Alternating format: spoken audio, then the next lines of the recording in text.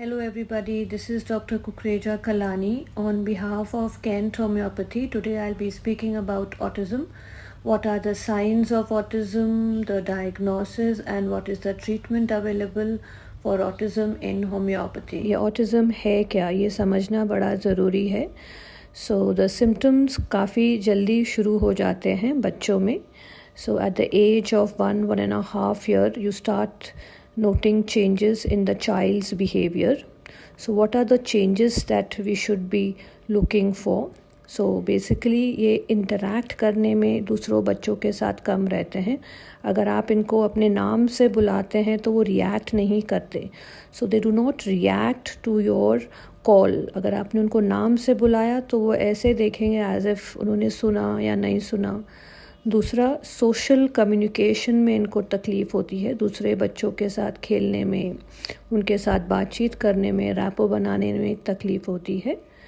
And they have purposeless repetitive movements. एक तरीके का मूवमेंट उनका रहता है जो वो बार बार करते हैं, जिसका कोई मोटिव नहीं है, इंटेंशन नहीं है. बस वो ऐसे ही जैसे हाथ हिलाएंगे, फ्लैपिंग और clapping, so that's what we have to look for.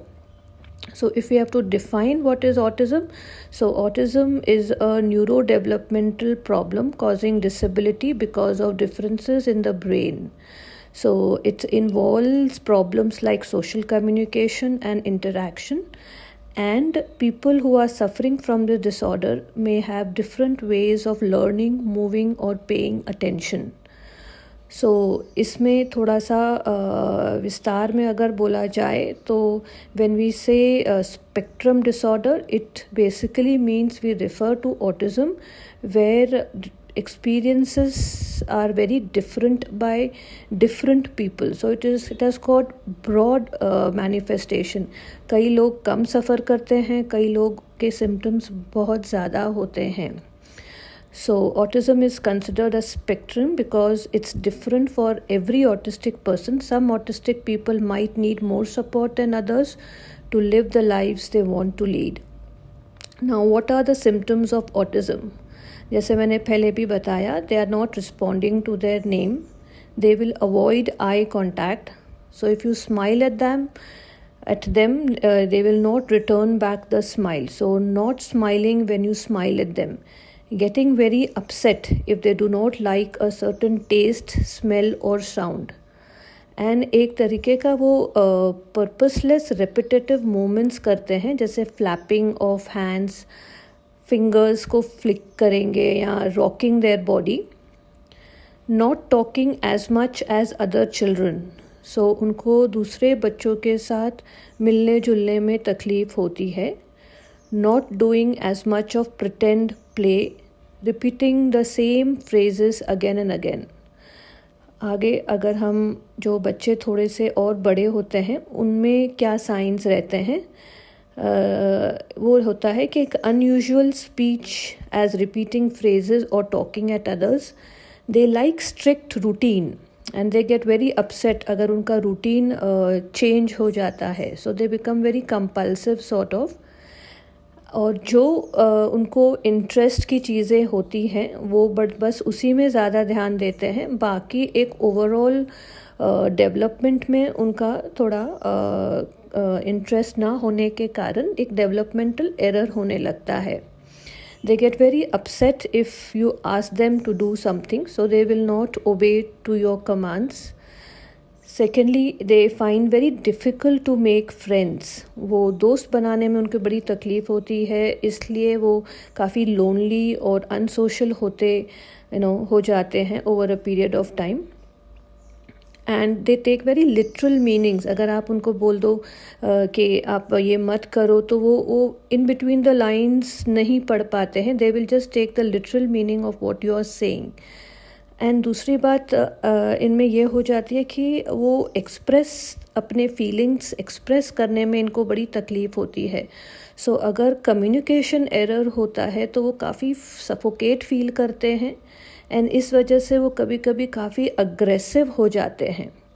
तो इन बच्चों को मीनिंग अगर ये साइंस आप देख रहे हो अपने बच्चे में, तो it's very essential to get them analysed and you can get them to the physician so that they understand what is happening to them. Early diagnosis is very important because with the help of certain medicines as well as therapies we can help them recover faster. क्योंकि वो जो as group रहता है under the age of 2 or 3 so there's a lot of brain development happening. So हम लोग बच्चे को easily mold कर सकते हैं. अगर आप पूछोगे कि ये डायग्नोज कैसे होता है, हाउ डू यू स्क्रीन और do you have any blood test to diagnose autism, तो ये बताना ज़रूरी है कि we do not have any medical test और blood test to diagnose autism. It is the physician's ability and clinical judgment regarding the child's development and his behavior to diagnose the problem earlier as possible. हाँ, एक ये होता है कि we have development and behavioural screening at the age of 9, 18 and 30 months. उसमें एक questionnaire होता है and there is a checklist that compares your child who is autistic to another child who is normal regarding their language, movement and thinking skills, behavior, emotions. एक analysis की जाती है और उसके बाद उसका असेसमेंट होता है. या सो इसमें थेरेपी भी काफ़ी अच्छे से काम करती है. So therapies help autistic children in improving their abilities and it also reduces their symptoms. So if the therapy starts early during a preschool phase or when they are in class 1 or 2, then you will definitely find that these therapies are very very helpful. So therapies में play therapy, speech and language therapy आता है. And ये भी देखा गया है कि autism के साथ 70% of individual who are having are autistic, they have at least one comorbidity. तो उनको ADHD हो सकता है, एक एंजाइटी प्रॉब्लम, डिप्रेशन, बाइपोलर. सो एक साइकोलॉजिकल एवेल्युएशन होना बहुत ज़रूरी है ऑटिस्टिक चिल्ड्रन में, so that we can diagnose and then we can give them proper training and medicines accordingly. दूसरा होता है कई बार ये बच्चे काफ़ी अग्रेसिव हो जाते हैं. So when they reach their pubertal phase because of high testosterone in young children, males especially, वो काफ़ी अग्रेसिव हो जाते हैं. And even in females when the secondary sexual characters are developing and there is a hormonal overdrive, to handle this children becomes very very difficult. So they are into they behave very differently and you can't, parents cannot cope up with their physical strength and their aggressive behavior.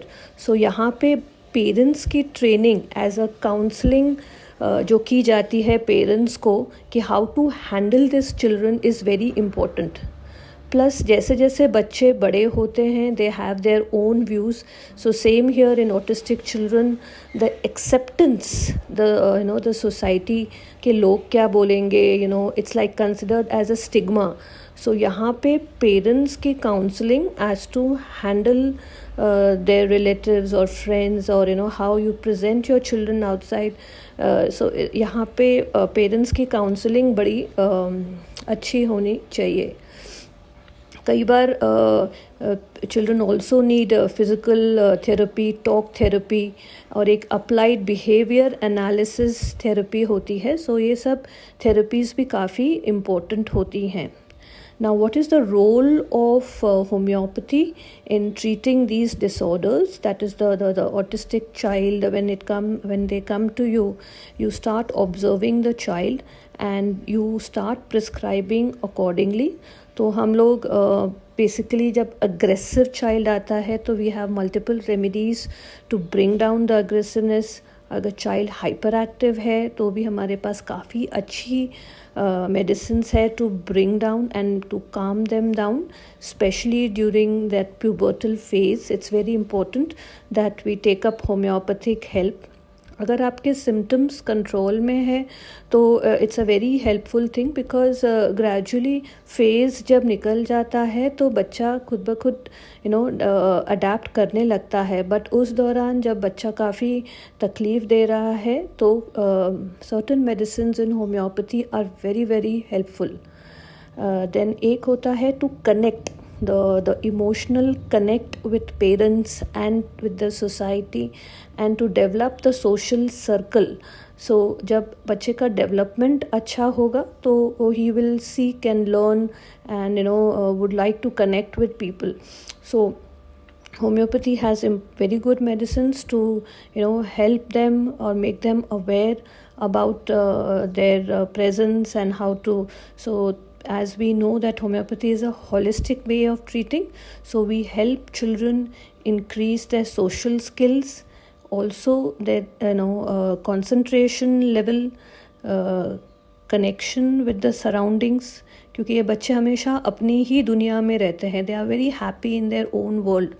So we have to train them through therapies, and with the help of medicines we can definitely have better results. So so the awareness about use of homeopathy in autistic children लाना लोगों में बड़ा ज़रूरी है, because people are not aware about the benefits of homeopathy in treating autistic children. And जैसे मैंने पहले ही कहा कि we are getting more and more cases where diagnose करने में अगर देरी हो जाती है तो तकलीफ़ ये होती है कि primarily parents do not accept that their child is having any such problem.